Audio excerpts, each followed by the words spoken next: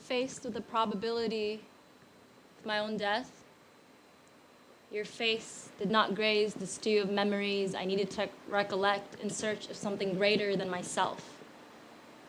No words or feelings or last goodbyes to be turned into lines of a memoir. Sunday, 9th of August, 2020. I need my cards. Sunday, 9th of August, 2020. I'm frantically riding my Honda C70 towards my last hope, the one person that can tell me if I'm going to die soon or not. 24 hours prior, my friend said to me, "There's a tsunami coming in the next week. It's heading towards Canggu. I'm packing my bags now. I'm going to Ubud. We have to go."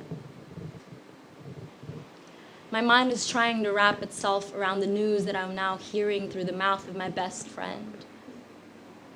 Where I come from, I do not take these things lightly. So I come from a half Javanese family, and I grew up with old magic. So unexplainable occurrences like this does not come as a surprise anymore. Growing up with old magic means, and as a kid, I wouldn't go to the doctors. My dad would just get an energy scan on my back and tell me what's up. He'll put his hand on my shoulder and heal me. For dinner time topic, the one thing I've always asked my dad to repeat over and over again is his old ghost busting stories from when he was still in university.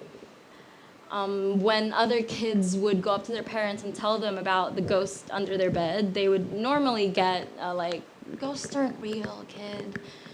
But when I do that, I get, "Oh yeah, there's a couple in your room." Please don't ever say that to you. It's terrifying.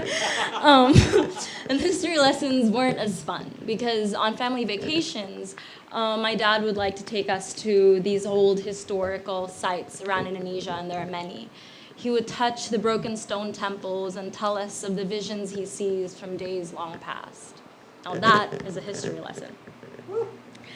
Where are we? Yes. So anyways, warning calls, they're just naturally part of my life. So my friend continued. Daniel saw it happen. Daniel is our newly gifted friend. Daniel saw it happen. He saw a giant wave crash over Canggu.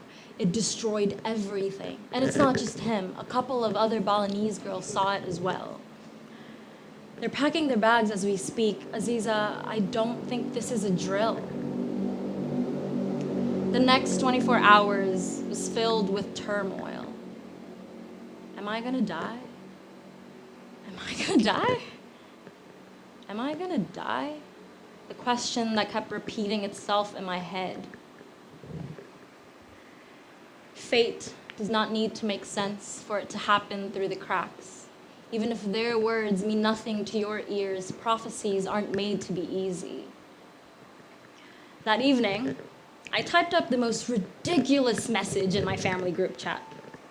It went, "Hey guys, I might be dead in a couple days. Something about a tsunami, 11th and 15th. Okay, I need answers. Dad, do you see anything?" A couple minutes later, my dad replies, "Nope. All Dad can see was a fire on the 11th. No tsunami, no earthquake." I'm not satisfied. So I tracked down all the other seers I knew in my life, which were actually plenty. That's when I realized that I'm a pretty odd child. That's a lie. I've known that forever. But yeah, and I tried to gather up as much information as I can.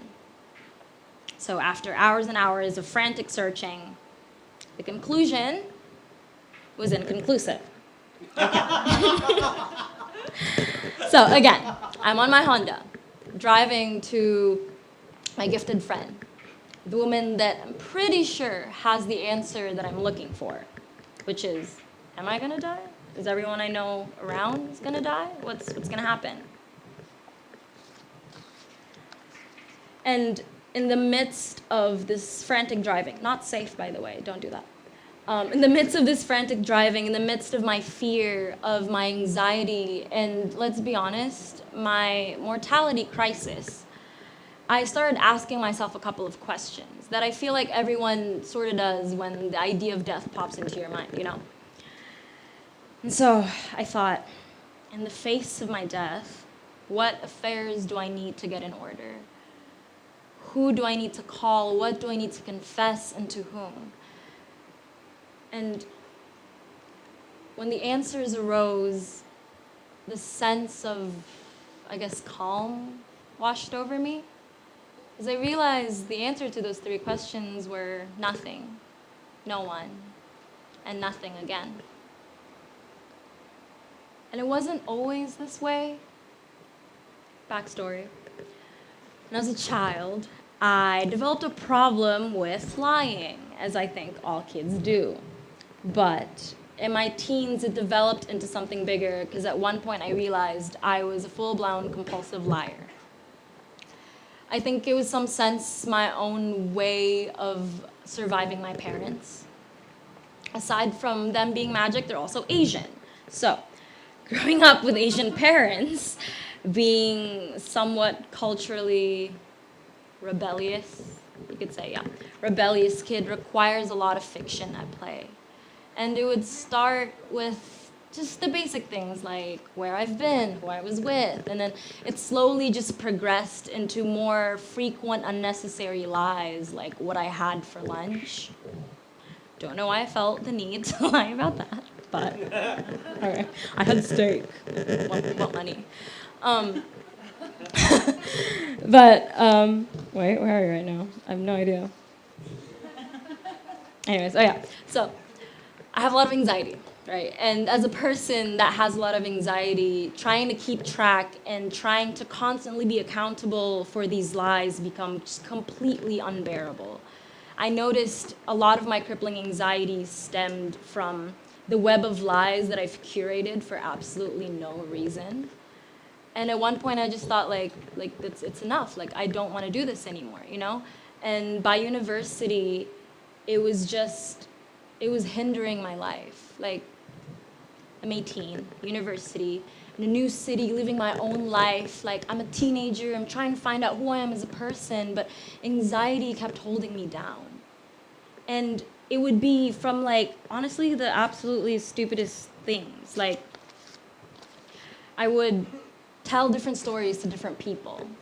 I would give different details to, like, certain events and situations. I would retell the same events in like a multitude of versions, right? And it would be like the stupidest details ever. It's like, oh yeah, I went to a party in a pink dress. The next day, it's like, oh no, that party, I was in white. Like, just it made no sense. Because to me, in Indo, we call it like bumbu. It's just little spices just to add to my stories. But at one point, I was like, I don't know what the fuck I'm saying anymore. And nobody does either. So anyways, yeah, all that was just completely hindering me, and I started working towards making small changes to fix it. Because I realized anxiety is the biggest thing right now. I need to like tone that down. What's the biggest thing? Lying. Okay. Lying was the first thing that had to go. And what that did was, it took a while, but eventually I stopped telling people what they wanted to hear. And even when it was uncomfortable, especially when it was uncomfortable, like when my mom would call me up and ask me, Ade, why aren't you praying anymore? Why haven't you prayed for a while? I would tell her what I think about Islam. When my friend calls me why I'm 30 minutes late to this meeting, instead of blaming the traffic, I tell her that I got lost on Instagram, which happens to the best of us. But yeah, the point of it is I stopped being a people pleaser. And I started expressing my desires even though I know it may hurt others, and a lot of the time it does. But on the other hand, when I find someone attractive, I will go up and tell them even if it's across the street, across the bar, my neighbor, I'm gonna go up to them and tell them, you're attractive. You're beautiful, you know? Sometimes it would get me numbers, so that's great. That's a good tip. But other times I just get to smile, and that's all good too. And when I love someone, I would always make sure that they know it and they feel it, which I think is super important. I guess I took the more tender textured road with honesty than the more comfortable one with lying. I realized I started becoming the woman I've always wanted to be, and it feels amazing. I've expressed everything I need to the people in my life.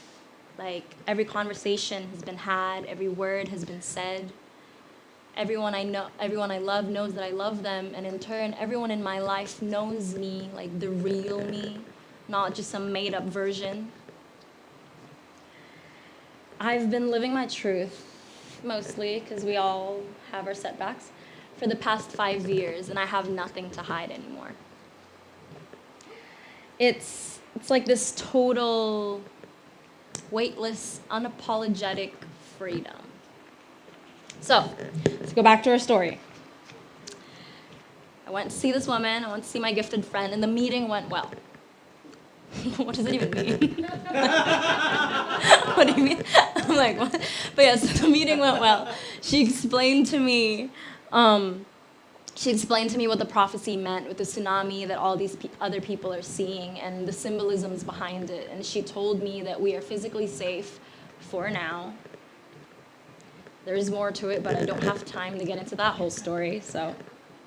But yeah, what I realized at that point, after she said that, after that drive, I was like, you know what, it doesn't matter anymore, because come what may, I know who I am. I am proud of how I've lived my life, and I'm ready when the day comes.